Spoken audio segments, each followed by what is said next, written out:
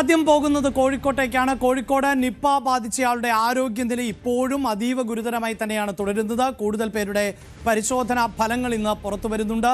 അതുകൊണ്ട് തന്നെ ഈ രോഗം മറ്റുള്ളവരിലേക്ക് ഏതെങ്കിലും തരത്തിലൊക്കെ വ്യാപിച്ചിട്ടുണ്ടോ എന്നതിൻ്റെ വിശദാംശങ്ങൾ ഇന്ന് കൂടുതൽ സാങ്കേതികമായി നമുക്ക് അറിയാൻ സാധിക്കും. അതോടൊപ്പം തന്നെയാണ് കേന്ദ്ര സംഘം ഇന്ന് എത്തുന്നത്. പ്രത്യേകിച്ച് ഈ നിപ്പയുടെ ഉറവിടം കണ്ടെത്തുക എന്നതാണ് കേന്ദ്ര സംഘത്തിന്റെ ലക്ഷ്യം. വാർത്തയുടെ വിശദാംശങ്ങളുമായി MS അനീഷ് കുമാറാണ് ചേരുന്നത്.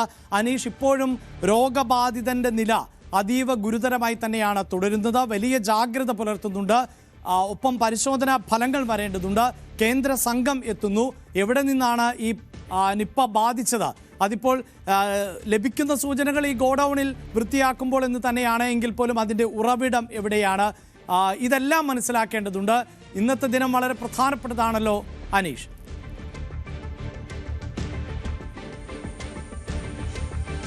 അഭിലാഷ, തീർച്ചയായും കോഴിക്കോട് മെഡിക്കൽ കോളേജ് ആശുപത്രിയിൽ നിപ്പ ബാധ സ്ഥിരീകരിച്ച് പ്രത്യേക ഐസൊലേഷൻ വാർഡിൽ കഴിയുന്ന 43-കാരൻ്റെ നില അതീവ ഗുരുതരമായി തന്നെ തുടരുന്നു എന്നാണ് നമുക്ക് ഡോക്ടർമാരിൽ നിന്ന് മനസ്സിലാക്കാൻ കഴിയുന്നത്.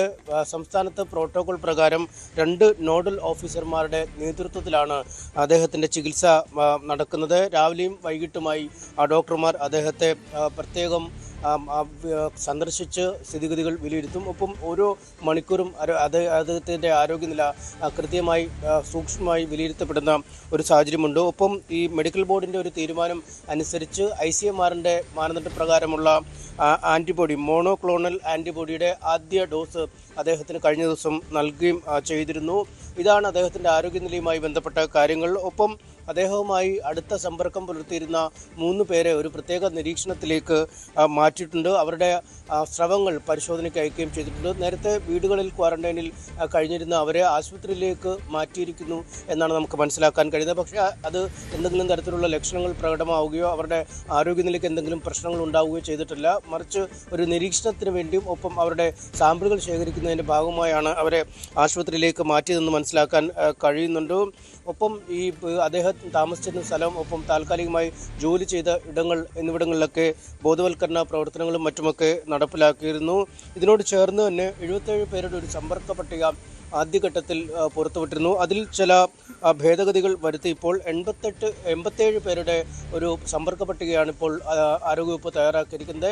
10 പേരെ അധികമായി ഇക്കാര്യത്തിൽ ഉൾപ്പെടുത്തിയിട്ടുണ്ട്. അതിൽ ഹൈറിസ്ക് വിഭാഗം, അതായത് ഏറ്റവും അധികം ഈ രോഗബാധ ഉണ്ടാവാൻ സാധ്യതയുള്ള വിഭാഗത്തിൽ 16 പേരും ലോ റിസ്കിൽ 67 പേരുമാണ് ഉള്ളത്. 58 പേർ നേരത്തെ ഇതിൽ തന്നെ ആരോഗ്യ പ്രവർത്തകരാണ് എന്ന് കണ്ടെത്തിയിരുന്നു. കാരണം അദ്ദേഹത്തിന് ആദ്യം പനി വന്നിരുന്നു. പനി തുടർച്ചയായ ചികിത്സ നടത്തിയിട്ടും മാറാതെ വന്നതോടുകൂടി അദ്ദേഹം 2 ആശുപത്രികളിലാണ് പോയിരുന്നത്. ആ 2 ആശുപത്രികളിലും വരുന്ന ആരോഗ്യ പ്രവർത്തകരാണ് ഈ 58 പേരുടെ പട്ടികയിൽ ഉൾപ്പെട്ടിരിക്കുന്നത്. എന്തായാലും അദ്ദേഹത്തിന് ഏറ്റവും അടുത്ത് ഇടപഴകിയ ആളുകളായ അച്ഛൻ, അമ്മ, ഭാര്യ, 2 മക്കൾ എന്നിവരാണ്. അവർക്ക് രോഗലക്ഷണങ്ങൾ ഇനിയും പ്രകടമായിട്ടില്ല, അല്ലെങ്കിൽ അവർക്ക് രോഗബാധ ഇല്ല എന്നൊരു സ്ഥിരീകരണത്തിലേക്ക് എത്തിയിട്ടുണ്ട്. പക്ഷേ ഇവരുടെ ശവങ്ങൾ പരിശോധനയ്ക്കായി അയച്ചിട്ടുണ്ട് എന്നാണ് മനസ്സിലാക്കാൻ കഴിയുന്നത്. ഒപ്പം എവിടെ നിന്നാണ് രോഗം വന്നത് എന്ന് സംബന്ധിച്ച പരിശോധനകൾ ഇപ്പോഴും തുടരുകയാണ്. അദ്ദേഹം ഒരു പഴയ ഗോഡൗൺ വൃത്തിയാക്കുന്നതിനിടയിലാവാം വന്നത് എന്നൊരു വിലയിരുത്തലുണ്ടായി. കാരണം ഈ പഴയ ഗോഡൗണിലും മറ്റുമൊക്കെ ഒരുപാട് വവ്വാലുകളുടെ സാന്നിധ്യം ഉണ്ടാവാൻ ഇടയുള്ള സ്ഥലങ്ങളാണ്. അവിടെ നിന്നാവാം എന്ന് കരുതുന്നു. മറ്റൊന്ന്, ഈ വവ്വാൽ ഭക്ഷിച്ച സപ്പോട്ട അദ്ദേഹം പിന്നീട് ഒരുപക്ഷെ കടിച്ചതാണോ അല്ലെങ്കിൽ കഴിച്ചതാണോ ഇത്തരമൊരു രോഗത്തിലേക്ക് നയിച്ചത് എന്നതിനെക്കുറിച്ചും ഒരു വ്യക്തത വരേണ്ടതുണ്ട്. എന്തായാലും ഇക്കാര്യങ്ങളൊക്കെ ഈ നാഷണൽ ഡിസീസ് കൺട്രോൾ സെൻ്ററിൽ നിന്നുള്ള ദേശീയ വിദഗ്ധർ ഇന്ന് ജില്ലയിൽ എത്തുന്നുണ്ട്. അവർ കാര്യങ്ങൾ വിലയിരുത്തും. നേരത്തെയും ഈ പലവട്ടം നിപ രോഗബാധ കോഴിക്കോട് ജില്ലയുടെ വിവിധ മേഖലകളിൽ സ്ഥിരീകരിച്ച ഒരു സാഹചര്യമുണ്ടായിരുന്നു. അന്നും ഈ ദേശീയ തലത്തിലുള്ള വിദഗ്ധർ എത്തുകയും രോഗിയുടെ ആരോഗ്യനില സൂക്ഷ്മമായി വിലയിരുത്തുകയും ഇത് വരാനിടയായ സാഹചര്യങ്ങളെക്കുറിച്ച് വ്യക്തമായി പഠിക്കുകയും ചെയ്തിരുന്നു. എന്തായാലും ആ പഠനത്തിൻ്റെ ഒരു തുടർച്ച എന്ന രീതിയിൽ തന്നെയാണ് ഇത്തവണയും അവർ എത്തുന്നത്. അവരുടെ പരിപാടികളൊക്കെ കൃത്യമായി ആരോഗ്യവകുപ്പ് പിന്നീട് ക്രമീകരിക്കും എന്ന് അറിയിച്ചിട്ടുണ്ട്.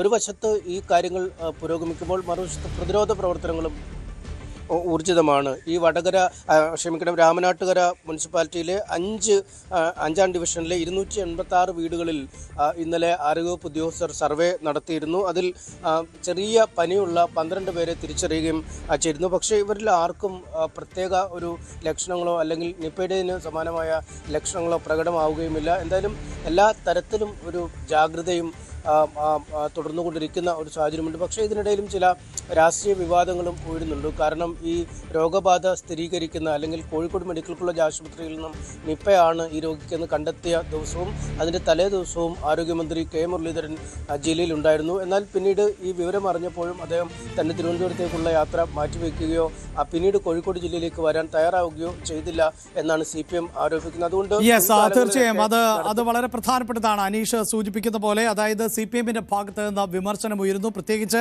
കഴിഞ്ഞ സർക്കാരിൻ്റെ കാലഘട്ടത്തിൽ അടക്കം, അതായത് ഇടത് സർക്കാരിൻ്റെ കാലഘട്ടത്തിൽ നിപ്പ റിപ്പോർട്ട് ചെയ്യപ്പെട്ട പശ്ചാത്തലത്തിലൊക്കെ അതുമായി ബന്ധപ്പെട്ട പ്രതികരണങ്ങൾ മുരളീധരൻ ഉൾപ്പെടെയുള്ളവർ നടത്തിയ പ്രതികരണങ്ങളൊക്കെ ഇപ്പോൾ സോഷ്യൽ മീഡിയയിൽ വൈറലാണ്. എന്താണ് പ്രതിപക്ഷം ഈ വിഷയത്തിൽ പറഞ്ഞത് എന്നതാണ്. പ്രത്യേകിച്ച് പ്രതിപക്ഷ നേതാവ് നിപ്പ രോഗബാധയുമായി ബന്ധപ്പെട്ട് വലിയ തോതിലുള്ള വിമർശനം ആണ് ഇപ്പോൾ ഉയരുന്നത് എന്നത് തന്നെയാണ് എടുത്തു പറയേണ്ടത്.